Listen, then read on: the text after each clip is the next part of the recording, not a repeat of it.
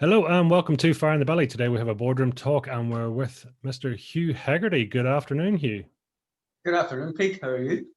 Doing absolutely awesome. Listen, it's great to have you back on again. You're no stranger to the show. But Hugh, tell us, you've written a book. You become an author. What's going on here?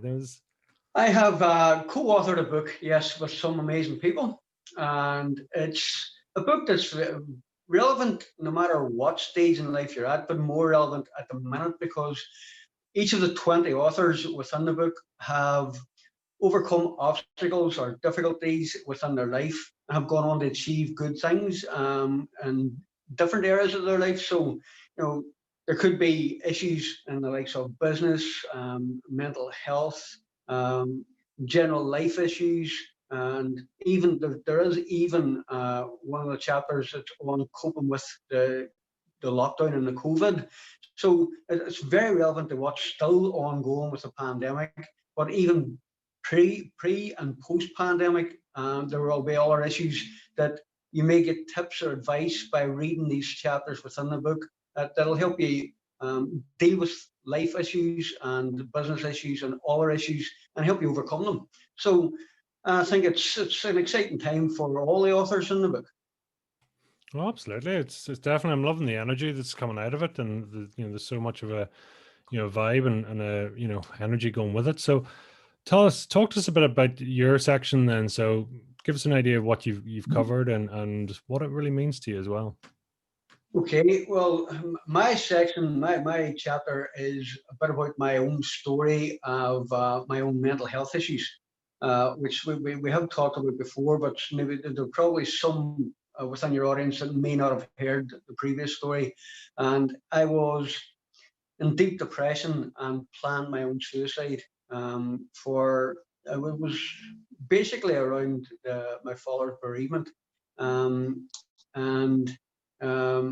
suppose it just hit me harder than what I had expected, and trying to bring myself back from the depths of thinking that the only way out was to end my life, and then learning new skills, learning how to deal with my thoughts, how to deal with what was going on in my own mind, my own internal dialogue, and to be able to turn that around for my own benefit. Once I was able to do that and get formal training in the likes of NLP and clinical hypnotherapy, it opened up a whole new world to me where not only could I then help myself, but I could also teach others how they can help themselves and give them guidance and direction in ways to overcome other issues that were bothering them. So my chapter is more around the mental health side of things and going from a dire straits, poor mental health, to overcoming all that and getting into a good, healthy, positive mental health frame of mind. And that's been a massive journey for you, right? I mean, this is, all the things that you've gone through and where you are today, but it's always been part of you, and thankfully you're out the other side and helping those that are still going through that, right? That's right. My journey with my poor mental health started in 1994. So yeah, it is quite a journey and quite a long journey. And the way I look at it is the journey's never finished. It's a life change. It's a whole new set of skills that I'm using every day in life. So the journey is continuing as I continue to develop. I continue to educate myself on the mind, on what's going on within the mind. As you know, I'm doing a degree in psychology at the minute as well. So I continue to educate myself as much as I can, so as I can help other people. Because although the way in which we deal with the mind, the way in which we look at problems in the mind, generally doesn't change too much. Some people think that the issues they're facing are changing, and the issues that we're coming up against, like COVID, this type of worldwide pandemic, it's not something I've ever experienced in my life. Hopefully, I never will again either. But the way we deal with it internally is the same as the way we deal with different anxieties or different triggers for anxiety and traumas. So It's once you learn these skills and these new abilities to be able to cope and overcome certain issues, they are transferable into other areas and other, suppose, adverse situations whenever you're faced with them. Do you know, I mean, you've really sort of hit on so many things there that I think a lot of people are going to resonate with, and, you talk about trauma, you talk about, well, mental health, I suppose, is the overarching, but, that consists of everything from trauma to loss to suicide to adversity, change, anxiety, coping, and we're in a weird place right now. There's so much going on, right? And it's almost uncharted territory. It is. It is almost uncharted in the respect that we haven't been faced with a pandemic for like this. I don't know if we've ever been, but I certainly haven't been in my life. But we can look at it in different ways. Yes, there's people out there saying that they're going to be, if you do this, you're going to be a sheep following the pack, and if you do this, you're going against the norm. And I don't subscribe to any of that. I really don't subscribe to any of that. What I believe is within myself. I don't need to put it out there what I believe in. Whenever I'm dealing with the issues, I'm dealing with them internally. I don't need to deal with them externally. I don't need to listen to what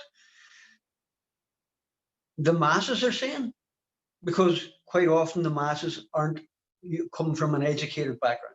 So I'm educating myself as much as I can on what is going on, what are the facts of the issue, and then I'm dealing with it internally and being able to prepare myself for what I need to do to not just exist past this, but to thrive past this.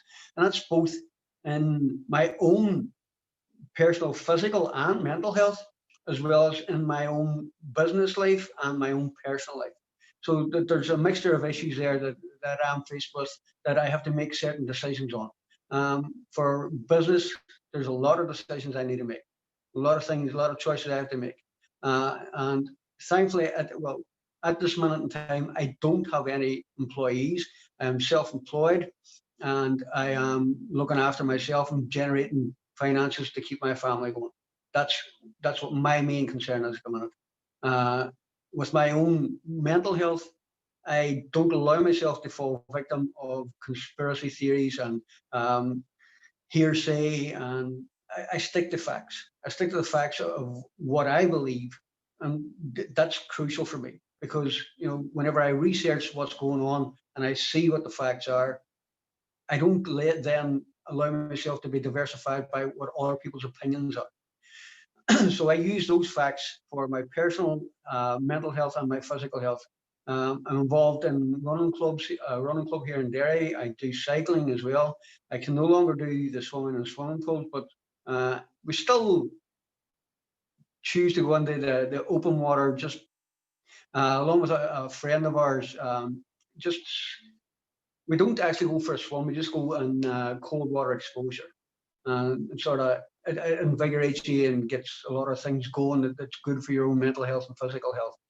So I'm still active. I'm still enjoying some exercise, which is for me is crucial for both physical and mental health. My business is still going from strength to strength, which is crucial for surviving financially. So I think that within this book, there's going to be a lot of tips that people can take away, a lot of advice that people can take away that can get them mentally, physically, and financially prepared to thrive through this.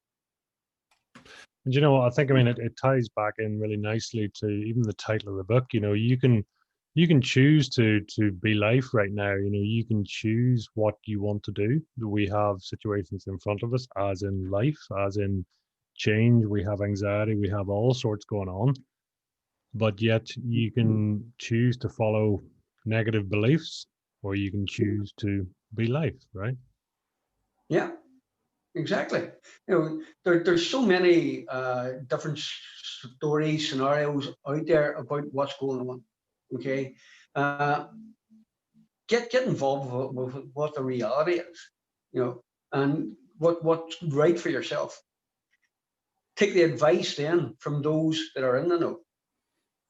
take the advice from people who have been through situations. Now, there's none of us here today that have been through a worldwide pandemic yet, but we are preparing ourselves in as best way we can to do that. Within this book, there are people that have been through their own traumatic situations. They've been through financial loss. They've been through mental health issues. They've been through serious anxieties, and they've come out the far side. And they're stronger for doing that, stronger in each way, financially, mentally, physically, and spiritually. So within this book, there's going to be definitely tips, advice, and there's actually there's some exercises, practical exercises that you can do as well that are in this book that'll help prepare you to move forward. So I think that it's an ideal time for this book to be launched. It's an ideal time because people need to know what hope they have moving forward, what things they can do to prepare, and what works, what has been tried and tested in the past in certain situations and works for other people, so they can go then with more renewed hope, knowing that other people have done this and they've got to where they're at now. Whenever you read the book, you'll understand. So therefore, it's tried and tested methods that can get you through. No, and I was just thinking back there, what you said earlier, it's like mental health is a journey. It's not a destination. You don't just, there you go. It's sort of my mental health done. It's a journey, right? And even there, as you were saying, it's almost our job in life is to become rich, and that could be financially rich, emotionally rich, rich in knowledge, rich in information, rich in wisdom, rich in so many ways. And if you choose to do that and become aware of what's going on around you and decide to do something, then, and this is what this book does. It helps people that have gone through stuff, and everyone will be able to relate. I mean, there's 20 different stories in here, and it will resonate with you, right? It definitely will. There's definitely, as you said, there's 20 different authors, 20 different stories. One of the authors is 16 best-selling author, Donna Kennedy. And listen to Donna's story, from what I know of Donna before and the interactions I've had with Donna and Pat. Donna's story it really does inspire people to get up and make changes in their life. Same with Pat. Pat Slattery is another author on there, and the things that Pat has overcome in life to get to where he is. It's motivation, as you've heard me saying before. Motivation comes from motive, and that comes from inside. It's your own reason why you want to do something. So these stories are going to inspire you to realize that, yes, I can move forward. I can do this. So it'll give you the inspiration to look for the motive within you, to look for your reason why you want to go on, to look for your reason why you want to succeed in life through all this adversity. And once you have that and you have got the right reason why, well, then nothing will stop you. And within this book, there's so much good advice, so much good information that can only help you move forward then as well. It makes a lot of sense. So tell me, did you enjoy the process? Did you enjoy writing it? Well, as I'm sure you and everyone else has heard, it's been said many a time that there's a book in everyone. And, after my experiences, I thought, yeah, I wouldn't mind writing a book. But, and never really looked into how to do it. I never looked into what the process would be. And then Donna made us an offer about getting involved in this book. And I really did enjoy the process. I did, because whenever you're talking about your experiences, you're just rattling over what's going through your head anyway. Things that you've already known. Whenever you put pen to paper, then you're only focusing on what you're writing down. And what I found was, I started writing it out and then typing it out. And when I started writing, I just didn't know when to stop. There was a lot more came out than what I really expected to come out. So for me, it was an eye opener as well. I released a lot of stuff that I didn't think was still in there. thankfully I had skills and learnings that I'd done many years ago that was able to they know what was coming up prior to coming up, because you get the sensations of what's happening, and then you stop, you analyze what's going on, and you know what way to cope with it. So I'm blessed with being able to do that. But there were certain things that came up that I didn't realize were going to come up, certain emotions. But that adds to the book. It adds to what other people might experience, or might be experiencing at the minute.